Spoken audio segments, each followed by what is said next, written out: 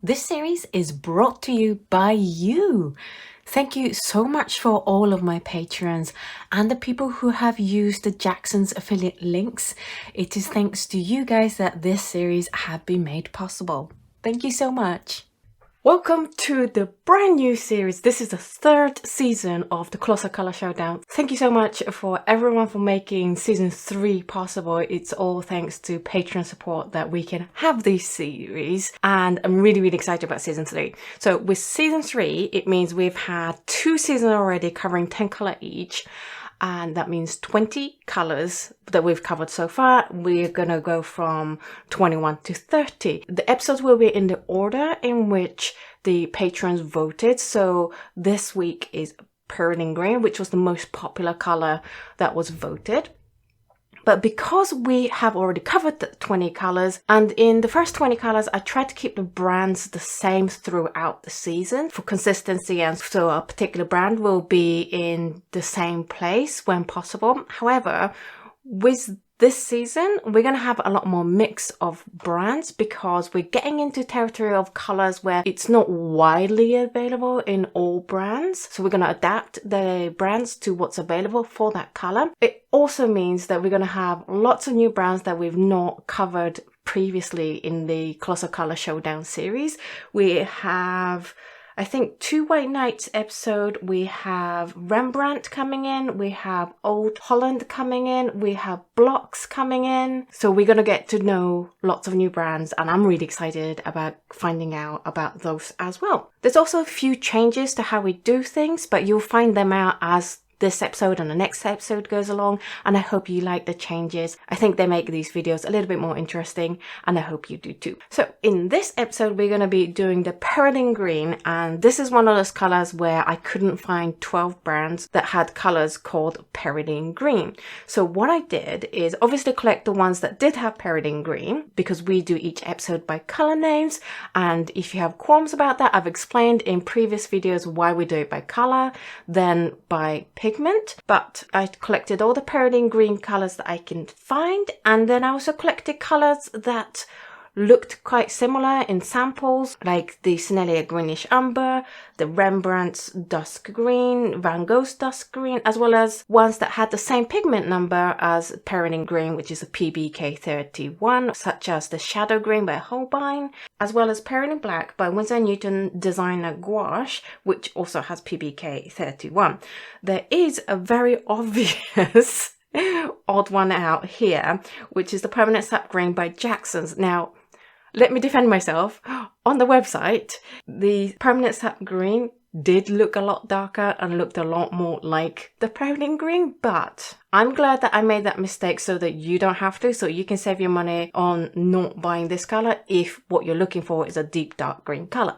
So we have Daniel Smith's Perylene Green, Shadow Green by Holbein, Perylene Green by Schmincke, Greenish Umber by Sennelier, Perylene Green by Winsor Newton, Perylene Green by Vnici, Perylene Green by Roman Szmal, Shadow Green by Mission Gold, Dusk Green by Rembrandt, Dusk Green by Van Gogh, Permanent Sap Green by Jackson's, and Perylene Black by Winsor Newton designer Gouache. Overall, first impression is that Perylene Greens are this deep, dark, misty, moody kind of green, and you get that definitely in most of the ones that are called Perylene Green. They look pretty similar between the Roman Szmal one, Schmincke, Winsor Newton, Da Vinci, and designer Gouache by Winsor Newton.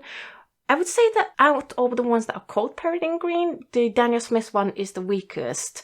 It's not as deep as other Perylene Greens on this test sheet. The Shadow Green by Holbein looks exactly the same as other Perylene Greens because it is PBK 31, so don't worry that it's not called Perylene Green. You can totally go for the Holbein one as well. Notable differences, I would say, are that the Mission Gold Shadow Green is considerably darker in mass tone. As you can see here, it's a lot darker than any of the other ones. It is, however, very easy to go down. It's one of those paints that loves going on paint, so it's a joy to paint with. The Sennelier Greenish Umber did suffer from bubbles popping as you paint with them, which I always find is a serious quality issue in a paint. So I always report on that when that happens. I don't know if this is just my tube that was weird or if it's everyone else's as well. So do let me know if you've had experience with the Sennelier Greenish Umber and experienced this bubbling as well. In terms of dust greens, by the way, Rembrandt and Van Gogh, for those of you who don't know, are owned by the same company. The Rembrandt is the artist line and the Van Gogh is the student line. So they both have dusk greens, but they're very different dusk greens.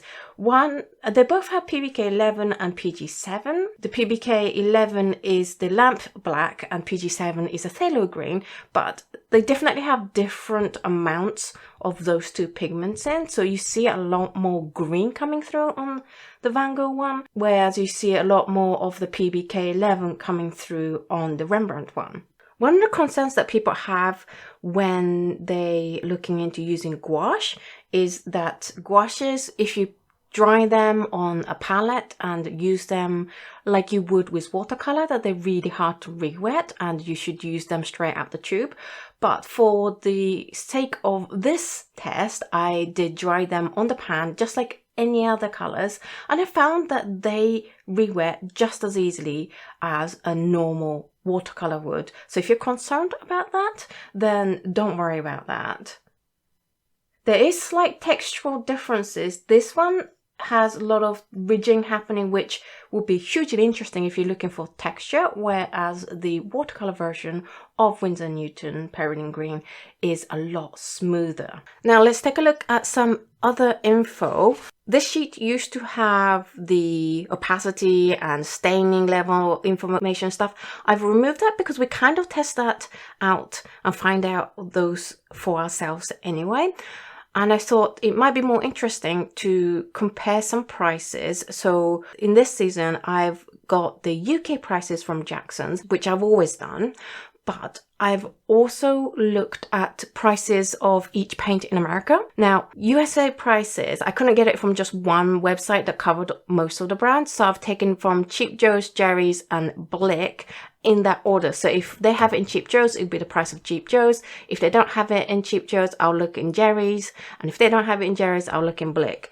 In that order. I thought it'd be interesting to look at which color is the most expensive in the UK and which color is the most expensive in USA, and also which colors are the cheapest in both countries. For the Perylene Green, the colors we're looking at, the most expensive in the UK is the Da Vinci's Perylene Green at £1 per milliliter. I've taken the price of the largest tube because I figured if you fall in love with a color, you might want the biggest one. Or if you're looking for the cheapest value, then you're going to go for the largest tube. So I hope you guys don't mind. Perylene Green by Da Vinci is the most expensive in the UK because Da Vinci is imported to the UK and it's not imported by Jackson's. You have to go to Lawrence Art Supplies and they don't have as much buying power, so they can't lower the price as much as Jackson's can. The cheapest color for the UK market is Permanent Sap Green by Jackson's, but as we said, it's not really like Perylene Green. So the second cheapest is the Dusk Green by Van Gogh and also the Perylene Black by Winsor & Newton Designer Gouache. And I thought it was really interesting that the Winsor & Newton Designer Gouache is actually less than half the price of the Winsor & Newton one. And you'll see throughout this that there's not much difference in the two colors. There's slight differences, but if you want to save yourself some money, because Perylene Black for Winsor & Newton re-wets really easily and it's about the same opacity, you can easily go for this. It's £5.80 for 14 milliliters, whereas it's £12.30 for 14 milliliters for the watercolor. So I think that's an easy save. In terms of the US market, the most expensive one is Holbein. I love Holbein. It's one of my favorite brands. It's the foundation of the colors I personally use. But for love of God, please don't buy Holbein like in the UK or US. See if you can get it from Asia. if you go to Asia, stock up on it. If you go to Japan, seriously, stock up on it. Go to Sakaido, it's really cheap. It's like $2-3 a tube. It's ridiculous price to buy outside of Asia. In terms of the cheapest, we have the Van Gogh Dusk Green. Again, is the cheapest, but it's a student grade paint. So I think it's a little bit unfair to compare prices of student grade paint with artist paint. So in terms of the cheapest artist paint, the cheapest option for you will be the Greenish Umber by Sennelier. In terms of alternate colors that also have the name Perylene Green, we just have one alternative, which is the Perylene Green Deep by Schmincke, which is a PBK 32. Let's compare the two. So this is Perylene Green and this is Perylene Green Deep. You can see that this one's a little bit more muted. Wouldn't necessarily call it deeper, because this color is pretty deep, and I would kind of argue that this is deeper, but it's a fresher color. This is more of a wilting kind of green. I've also started putting the names of the pigments for you on this information sheet so that you can easily find what each of these pigments are rather than having to look it up on a database somewhere. Let's take a look at the transparency, and let's just ignore the permanent sap green for now. We know it's very different and it behaves very differently. There's a lot of opacity to it. It's a combination of benzimidazolone yellow H3G with ultramarine blue, so I'm not quite sure where such opacity comes from, but we will ignore this. On the whole, Perylene greens will be pretty transparent. Not completely transparent. You can see in Dusk Green and Greenish Umber, but these are non-PBK 31 colors anyway. So when you look at the PBK 31 colors, which are the Daniel Smith, Holbein, Schmincke, the Winsor Newton, the Da Vinci one, the Schmal one, and the Perylene Black by Winsor Newton Gouache, they're pretty transparent. I would say the most opaque ones out of the Perylene Green one, or out of the PBK 31 ones, are the Schmal one and a little bit of the Winsor Newton one, but not huge amount. You kind of imagine gouache to be this opaque, but not all gouache are opaque, so you get pretty transparent color there. And then finally, for this particular episode, because we do have episode 2 coming up next week, we have the gradation, and I think this is the most fun one for Perylene Green. If you want to make great use of its texture that it can create by itself, adding lots of water to it will be the best option. You can see some fantastic textures with the Dusk Green with Rembrandt, and you can see how much more PBK 11 there is in here than it is in here. So if you want a more Perylene Green-ish color, but like heavily granulating and dual color, then go for the Dusk Green by Rembrandt. Whereas if you want a more brighter green, more PG7 based color, then go for the Van Gogh one. I do add 4 stages of water, so if a paint has good control, gives you good control in gradation, then it should have 4 stages. Schmincke kind of does. I can see 1, 2, 3, 4. It's slightly moved, but it's better than the other colors. So if you struggle with doing gradations and you want more control, then go for the Schmincke. Holbein one is just the same until the end, so I wouldn't recommend that if you're going to do a lot of gradation and you want to see that deep green color happening. The designer gouache, you will need to get used to it more than if you go for the Winsor Newton normal watercolor version, just because designer gouache tends to constitute a little bit thicker. So if you use the same technique as you do for watercolor, then you will get this heavy color at the beginning and then a huge value drop. So just make a little bit more effort in pulling that down for you. I do these in like the worst way possible, so you can see the faults and you can see where it will fail if you struggle with particular techniques and stuff, so that you know what to look out for each color. You get a huge amount of ridging happening here, which is really interesting. I think that's about it. The other ones, they're kind of slightly hard to control. You're not gonna have as much say in how dark or light a gradation is going to be as much as you will with Schmincke. So that's it for this episode. In the next episode, we're going to have the usual lift and glaze, we're going to have the salt test, we're going to have the color mixes, but also, due to popular demand, from this season, I am going to be testing these colors on cotton paper as well, because I got a lot of flack for not using really good paper.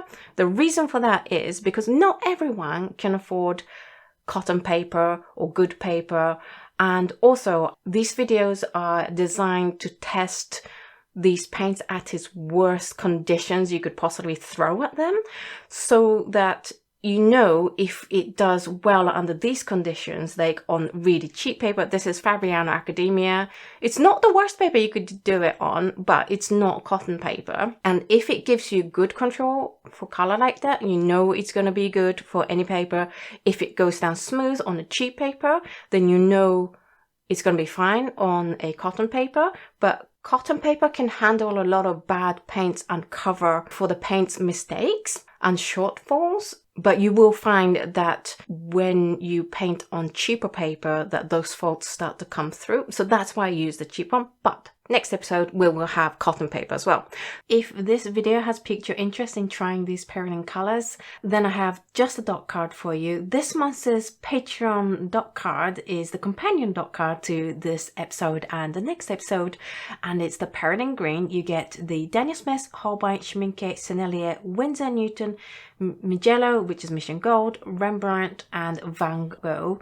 It's a great way to test out these colors without having to commit to buying whole tubes. It saves you so much money, and there's loads of paint on this that people have painted pretty decent size paintings just from using the paints that are on these cards. If you'd like to receive this dot card, then all you have to do is head on over to patreon.com/AutoKano, sign up to the appropriate tiers, and this dot card will be with you very shortly. Thank you so much for watching this video. I know this was a long episode. We had a lot of new information to put in about just the housekeeping of the new season, so thank you for your patience. I hope you enjoyed looking at the Perylene Green, and I will see you in the next episode. Bye!